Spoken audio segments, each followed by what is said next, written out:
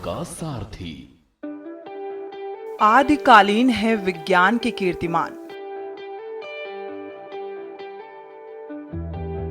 आदिकाल से भारत में विज्ञान की परंपरा कीर्तिमान स्थापित करती रही है और आपको बता दें कि हड़प्पा और मोहनजोदड़ो की खुदाई से मिले साक्ष्य इस बात का प्रमाण है कि उस समय के लोगों में विज्ञान की कितनी समझ थी। प्राचीन काल में भारत में विज्ञान की सबसे बड़ी उपलब्धियों में खोजी गई शल्य चिकित्सा है। आपको बता दें कि नागार्जुन ने रसायन विज्ञान को जन्म दिया। मनुष्य और विज्ञान का विकास एक साथ होता है। कहा जाता है कि दर्शन के बिना विज्ञान वैसा ही है जैसे एकता या संगठन के बिना कोई समूह। आत्मा के बिना शरीर और इसी प्रकार विज्ञान के बिना दर्शन ऐसा है जैसे शरीर के बिना आत्मा। धातु विज्ञान, वस्त्र निर्माण, भवन निर्माण और परिवहन व्यवस्था का विकास सिंधु सभ्यता के समय हो चुका था और भारत की प्राचीन काल की उपलब्धियों से लेकर चंद्रयान के प्रक्षेपण तक सफलताओं का एक लंबा इतिहास रहा है।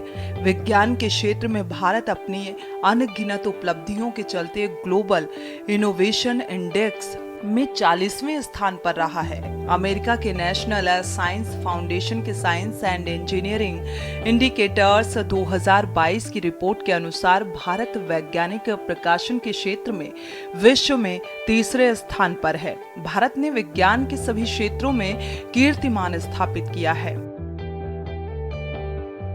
रक्षा क्षेत्र में विज्ञान की उपलब्धियां।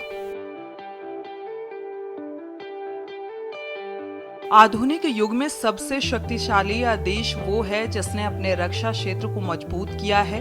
स्वीडन स्थित think tank Stockholm International Peace Research Institute के अनुसार दुनिया में 9 देशों के पास परमाणु हथियार है, जिसमें भारत भी शामिल है। Stockholm International Peace Research Institute की वार्षिक रिपोर्ट के मुताबिक सैन्य क्षेत्र में सबसे ज्यादा खर्च करने वाला अमेरिका, चीन के बाद भारत दुनिया का तीसरा सबसे बड़ा देश है। भारतीय वायुसेना दुनिया की चौथी सबसे बड़ी वायुसेना है। वायुसेना के लड़ाकू विमानों में राफेल, तेजस, सुखोई, मिग-29 और मिग-21 शामिल हैं। भारत की थल सेना की बात करें तो ग्लोबल फायर पावर रैंकिंग में विश्व की सबसे ताकतवर सेना की सूची में शामिल 133 देशों में भारत चौथे नंबर पर है। वहीं किसी भी देश की सुरक्षा और व्यापार का रास्ता समुद्र से होकर गुजरता है। इस लिहाज से नौसेना की भूमिका महत्वपूर्ण होती है। भारतीय नौसेना दक्षिण एशिया की सबसे ताकतवर सेना है। भारत वैश्विक शांति और समृद्धि के सामूहिक लक्ष्य को प्राप्त करने के प्रयास से अपने मित्र राष्ट्रों का सहयोग भी करता है। भारत की तीनों सेवाएं अमेरिका, ब्रिटेन, फ्रांस, रूस, नेपाल, ऑस्ट्रेलिया जैसे देशों से युद्ध अभ्यास भी करती रहती हैं। रक्षा मंत्रालय ने भविष्य की चुनौतियों का सामना करने के लिए अग्निपथ योजना प्रारंभ की है। आज भारत रक्षा क्षेत्र में पूरी तरह से आत्मनिर्भर हो गया है और सभी प्रकार की चुनौतियों से निपटने में सक्षम है। अंतरिक्ष के क्षेत्र में उपलब्धियां अनेक। साथियों, हमारे ज्ञान, विज्ञान और आध्यात्म के उत्थान में जिन भाषाओं का सबसे बड़ा योगदान रहा है, संस्कृत उनमें सबसे प्रमुख है। भारत एक विचार है, संस्कृत उसकी प्रमुख अभिव्यक्ति है। भारत एक यात्रा है, संस्कृत उसके इतिहास का प्रमुख अध्याय है। भारत विविधता में एकता की भूमि है, संस्कृत उसका उद्गम है। इसलिए हमारे यहां कहा भी गया है, भारतस्य प्रतिष्ठे, भारतस्य प्रतिष्ठे ध्रुवे संस्कृतम संस्कृतिस्थता, अर्थात भारत की प्रतिष्ठा में संस्कृत की बड़ी भूमिका है। एक समय था जब हमारे देश में संस्कृत ही वैज्ञानिक शोध की भाषा होती थी। और शास्त्रीय बोध की भी भाषा संस्कृत होती थी।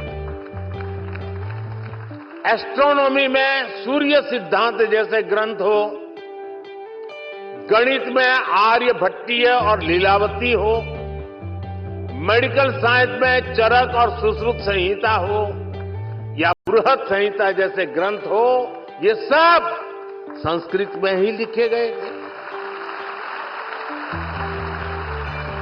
इसके साथ ही साहित्य, संगीत और कलाओं की कितनी विधाएं भी संस्कृत भाषा से ही पैदा हुई है। इन्हीं विधाओं से भारत को पहचान मिली है। जिन वेदों का पाठ काशी में होता है, वही वेद पाठ उसी संस्कृत में हमें कांची में सुनाई देना पड़ता है। ये एक भारत श्रेष्ठ भारत के वो शाश्वत स्वर है, जिन्होंने हजारों वर्षों से भारत को राष्ट्र के रूप में एक बनाए रखा है। आकाश में उड़ना और धरातल पर बात करना किसे पसंद नहीं है। इन्हीं ख्यालों को पूरा करने के लिए हमारे देश के अंतरिक्ष वैज्ञानिकों ने क्या कुछ नहीं किया। भारत एशिया का पहला ऐसा देश है जिसने मंगल ग्रह की कक्षा में पहुंचने में सफलता प्राप्त की है। भारत दुनिया के लगभग 70 देशों के उपग्रहों को लॉन्च किया है। भारत के पास PSLV और GSLV जैसे अत्यंत सफल प्रक्षेपण यान है। भारत ने उपग्रह को ध्रुवीय कक्ष में स्थापित करके कीर्तिमान कायम किया है। बता दें कि भारत ने रोहिणी, एप्पल जैसे उपग्रह को स्थापित किया। भारत का उपग्रह प्रक्षेपण के मामले में विश्व में चौथा स्थान है। भारत के अंतरिक्ष प्रोग्रामों की प्राथमिकता देश को विकसित करना और आत्मनिर्भर बनाना है। प्रौद्योगिकी आधारित है 21वीं सदी। प्रधानमंत्री नरेंद्र मोदी ने हाल ही में कहा था कि 21वीं सदी विज्ञान और प्रौद्योगिकी में महारत हासिल करने वाले देशों की होगी। इसीलिए यदि 2047 तक विकसित भारत के सपने को साकार करना है तो विज्ञान और प्रौद्योगिकी के मार्ग पर चलना जरूरी है। प्रधानमंत्री ने कहा था कि चंद्रयान 3 की सफलता से उत्पन्न उत्साह का उपयोग 2047 तक विकसित भारत के सपने को साकार करने के लिए युवाओं के बीच वैज्ञानिक सोच को बढ़ावा देने के लिए करना होगा। पीएम मोदी ने कहा था कि दक्षिण अफ्रीका में ब्रिक्स शिखर सम्मेलन और यूनान की यात्रा के दौरान उन्हें चंद्र मिशन की सफलता पर कई बार बधाई संदेश मिले और चंद्रमा पर चंद्रयान 3 के उतरने का जश्न मनाने के लिए बड़ी संख्या में लोग समारोह में एकत्रित हुए थे। वहीं प्रधानमंत्री ने बेंगलुरु में अपने संक्षिप्त दौरे का भी उल्लेख किया था और इस दौरान उन्होंने भारतीय अंतरिक्ष अनुसंधान संगठन इसरो के वैज्ञानिक से मुलाकात की थी और अंतरिक्ष यान की लैंडिंग बिंदु का नाम शिव शक्ति रखने का निर्णय लिया था। उन्होंने ये भी कहा था कि जिस स्थान पर चंद्रयान 2 दुर्घटनाग्रस्त होकर चंद्रमा पर उतरा था उसे तिरंगा नाम दिया गया। मोदी ने कहा कि चंद्रयान 3 की सफलता से उत्पन्न उत्साह का इस्तेमाल युवाओं में वैज्ञानिक सोच विकसित करने के लिए किया जाना चाहिए। विज्ञान और प्रौद्योगिकी गतिविधियों में उल्लेखनीय वृद्धि। साथियों, इस अमृत काल में भारत को रिसर्च और इनोवेशन का ग्लोबल सेंटर बनाने के लिए हम सब ने एक साथ मिलकर के अनेक मोर्चों पर काम करना है। अपनी साइंस और टेक्नोलॉजी से जुड़ी रिसर्च को हमें लोकल स्तर पर लेकर जाना है।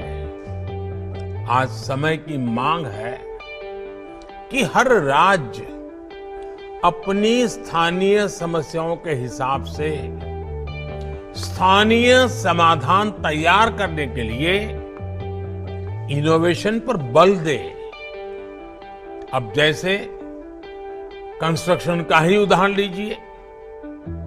जो टेक्नोलॉजी हिमालय के क्षेत्रों में उपयुक्त है, वो जरूरी नहीं है कि पश्चिमी घाट में भी उतनी ही प्रभावी हो।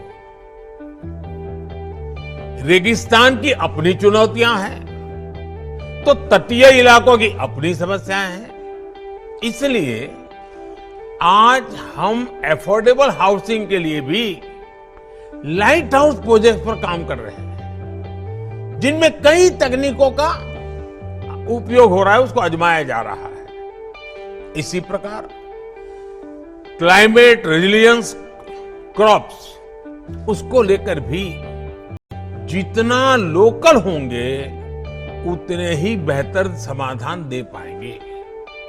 हमारे शहरों से निकलने वाला जो वेस्ट प्रोडक्ट है, उसकी रिसाइकलिंग में, सर्कुलर इकोनॉमी में भी साइंस की बड़ी भूमिका है।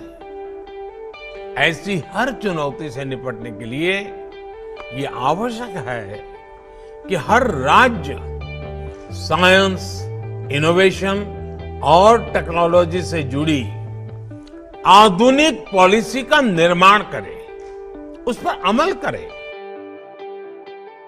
सरकार ने तेज, स्थायी और समावेशी विकास के लिए विज्ञान के नेतृत्व वाले समाधानों की खोज और वितरण की गति को बढ़ाने के लिए एक महत्वाकांक्षी भारतीय एसटीआई उद्यम के मार्गदर्शक विजन के साथ विज्ञान, प्रौद्योगिकी और नवाचार नीति 2013 बनाई थी। विज्ञान और टेक्नोलॉजी अवसंरचना सहित देश में विज्ञान और प्रौद्योगिकी के विकास को समर्थन और प्रोत्साहन देने के लिए सरकार द्वारा अनेक कार्यक्रम लागू किए गए हैं। विज्ञान और प्रौद्योगिकी गतिविधियों में उल्लेखनीय वृद्धि हुई है। इससे भारत को विज्ञान तथा प्रौद्योगिकी के कुछ प्रमुख क्षेत्रों में अपनी वैश्विक रैंकिंग में सुधार करने में मदद मिली है। अनेक योजनाओं और कार्यक्रमों को सक्रिय व प्रारंभ करके विज्ञान व प्रौद्योगिकी को बढ़ावा देने के लिए एक रोडमैप तैयार किया गया। इसमें महत्वपूर्ण अनुसंधान और विकास क्षेत्रों को प्राथमिकता देने जैसे विभिन्न उपायों पर फोकस किया गया। पारंपरिक ज्ञान सहित अंतर विषयी अनुसंधान को बढ़ावा देना, समाज के लिए सभी वर्गों के बीच वैज्ञानिक सोच को प्रोत्साहित करना, व्यवहारिक और मापने योग्य बिजनेस मॉडल के साथ एसटीआई संचालित उद्यमिता का समर्थन, अनुसंधान और विकास आदि में निजी क्षेत्र की भागीदारी बढ़ाने के लिए वातावरण बनाना शामिल है। CSIR ने क्षेत्र विशेष विषय आधारित क्लस्टर बनाकर अनुसंधान और विकास परियोजनाओं की योजनाओं और सहभागी प्रदर्शन के लिए एक नई अनुसंधान और विकास प्रबंधन रणनीति बनाई है। सरकार द्वारा किए गए प्रयास। वर्ष 2018 और 19 में inter disciplinary cyber physical system और पर राष्ट्रीय मिशन और द ग्लोबल कूलिंग प्राइज की पहल भारतीय और आसियान शोधकर्ताओं और वैज्ञानिकों और नवोन्मेषकों के बीच नेटवर्क बनाने के उद्देश्य से शिखर सम्मेलन का आयोजन।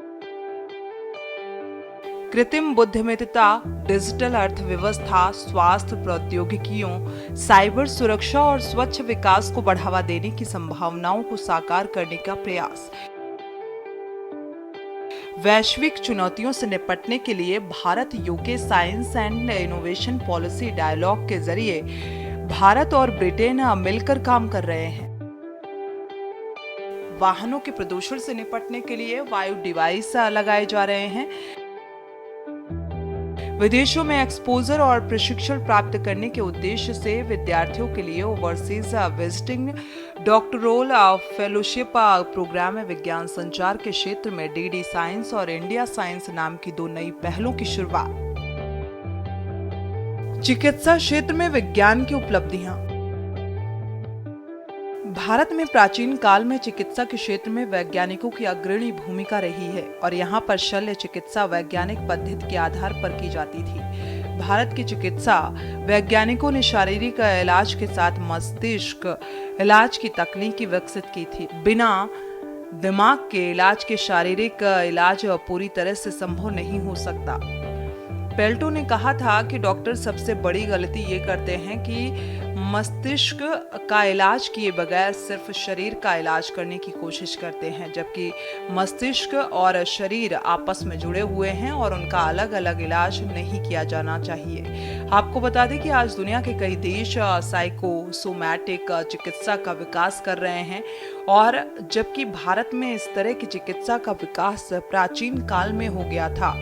भारत ने मानव चिकित्सा के साथ पशु चिकित्सा पर ध्यान दिया है। भारत में गंभीर से गंभीर बीमारियों के इलाज संभव हैं। हमने चेचक, हैजा, येलो फीवर, कैंसर और पोलियो जैसी गंभीर बीमारी को जड़ से खत्म कर दिया है। कोरोना के समय भी वैश्विक स्तर पर भारत के चिकित्सा वैज्ञानिकों ने दुनिया को राह दिखाने का काम किया है। भारत का मेडिकल टूरिज्म सेक्टर 18% की वार्षिक वृद्धि कर रहा है और अन्य देशों की अपेक्षा भारत में इलाज 65 से 90% सस्ता और क्वालिटी ट्रीटमेंट दिया जाता है। संचार के क्षेत्र में विज्ञान की अहम भूमिका। 21वीं सदी को सूचनाओं का युग कहना कोई अतिशयोक्ति नहीं होगी। भारत के वैज्ञानिकों ने संचार के क्षेत्र में कई कीर्तिमान स्थापित किए हैं। बात ऑप्टिकल फाइबर की हो, वाईफाई अथवा 5G की, या फिर सुपर कंप्यूटर, क्वांटम कंप्यूटिंग की, आज सूचना संचार के विकास से भारत ई प्रशासन, डिजिटल इकोनॉमी, ई लर्निंग, मौसम पूर्वानुमान में अव्वल है। संचार के विकास ने रोजगार सृजन के द्वार खोल दिए हैं। भारत का IT सेक्टर दुनिया को राह दिखा रहा है। बता दें कि सूचना संचार ने मनुष्य को आपस में जोड़ने के साथ सामाजिक आर्थिक रूप से आत्मनिर्भर बनाया है। कृषि के क्षेत्र में विज्ञान का क्रांतिकारी दखल। Friends, India has a rich legacy in science, technology and innovation. Our scientists have done path-breaking research. Our tech industry is at the forefront of solving global problems. But India wants to do more. We look at the past with pride, but want an even better future. साथियों, इसके लिए Bharat basics पर जोर दे रहा है। आप सभी से बेहतर ये कौन जानता है कि साइंटिफिक टेम्पर डेवलप करने के लिए बचपन से बेहतर समय क्या हो सकता है। आज भारत के एजुकेशन सिस्टम में स्ट्रक्चरल रिफॉर्म्स किए जा रहे हैं ताकि किताबी ज्ञान से आगे निकलकर स्पिरिट ऑफ इंक्वायरी को बढ़ावा मिले। 3 दशक के लंबे समय के बाद देश को नेशनल एजुकेशन पॉलिसी मिल चुकी है। इस पॉलिसी के एजुकेशन सेक्टर को फोकस ही बदल गया है। पहले आउटलेस पर फोकस था, अब आउटकम्स पर है। पहले टेक्स्ट बुक की पढ़ाई पर फोकस था, अब रिसर्च और एप्लीकेशन पर है। नई नेशनल एजुकेशन पॉलिसी एक ऐसा माहौल देश में बनाने पर भी फोकस कर रही है जिससे टॉप क्वालिटी टीचर्स का एक पूल देश में तैयार हो सके। ये अप्रोच हमारे नए और उभरते साइंटिस्ट को भी मदद करेगी, एनकरेज करेगी।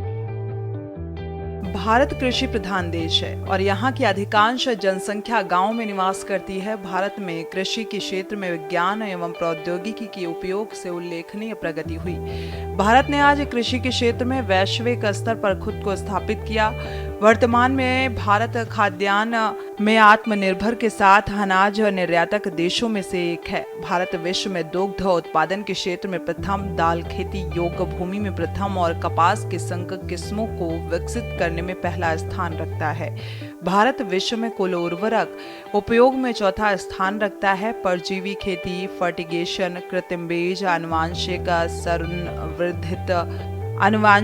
संवर्धित बीज को बढ़ाने में विज्ञान ने महत्वपूर्ण भूमिका निभाई है। भारत आज पूरी तरह से जैविक खेती की ओर बढ़ रहा है। वैज्ञानिकों ने भारतीय कृषि को रोजगार के साथ जोड़ दिया। भारत कृषि के क्षेत्र में रोजगार की अपार संभावनाएं। विज्ञान एवं तकनीकी को कैसे मिले बढ़ावा। विज्ञान एवं तकनीकी के क्षेत्र में नवाचार को बढ़ावा देने के लिए सरकार प्रयासरत। शोध कार्यों में भागीदारी को बढ़ावा देने के लिए विज्ञान एवं प्रौद्योगिकी के क्षेत्र में बेहतर राष्ट्रीय सुविधाओं की जरूरत। केंद्र और राज्यों के मध्य प्रौद्योगिकी साझेदारी को बढ़ावा देने के लिए कार्यक्रम चलाए जाने चाहिए। विज्ञान एवं प्रौद्योगिकी के क्षेत्र में शिक्षकों की संख्या में बढ़ोतरी की जरूरत, ताकि विश्वविद्यालय में शिक्षकों का अभाव जैसी मूलभूत समस्या को दूर किया जा सके। प्रतिभाशाली छात्रों के लिए विज्ञान शोध और नवाचार में करियर बनाने के अवसर प्रदान करने की आवश्यकता। समाज के सभी वर्गों में वैज्ञानिक प्रसार को बढ़ावा देने पर जोर दिया जाए। किसी भी देश का विकास वहां के लोगों के विकास के साथ जुड़ा हुआ होता है और इसके मद्देनजर ये जरूरी हो जाता है कि जीवन के हर पहलू में विज्ञान, तकनीकी और शोध कार्य अहम भूमिका निभाएं। विकास के पथ पर कोई भी देश तभी आगे बढ़ सकता है जब उसकी आने वाली पीढ़ी के लिए सूचना और ज्ञान आधारित वातावरण बने और उच्च शिक्षा के स्तर पर शोध तथा अनुसंधान के पर्याप्त संसाधन उपलब्ध हों। भारत में अनुसंधान और विकास कार्यों की रफ्तार कई क्षेत्रों में तेजी से बढ़ रही है। सरकार के सहयोग और समर्थन के साथ वैज्ञानिक अनुसंधान के माध्यम से शिक्षा, कृषि, स्वास्थ्य, अंतरिक्ष अनुसंधान, विनिर्माण, जैव ऊर्जा, जल तकनीकी और परमाणु ऊर्जा जैसे विभिन्न क्षेत्रों में पर्याप्त निवेश और विकास भी हुआ है। बता दें कि हम धीरे धीरे परमाणु प्रौद्योगिकी में भी आत्मनिर्भर हो रहे हैं। शोध के क्षेत्र में CSIR, DRDO, ICAR और ISRO, ICMR और CDAC और NDRI, भारतीय प्रौद्योगिकी संस्थान IITS और भारतीय विज्ञान संस्थान यानी कि IISc जैसे कई विश्वविख्यात स्थान भारत में हैं। ऐसे में भारत में शोध कार्य की दिशा में हुई प्रगति को नकारा नहीं जा सकता। स्पेशल डेस्क, के न्यूज इंडिया। आप देख रहे हैं के न्यूज, खबरों का सारथी।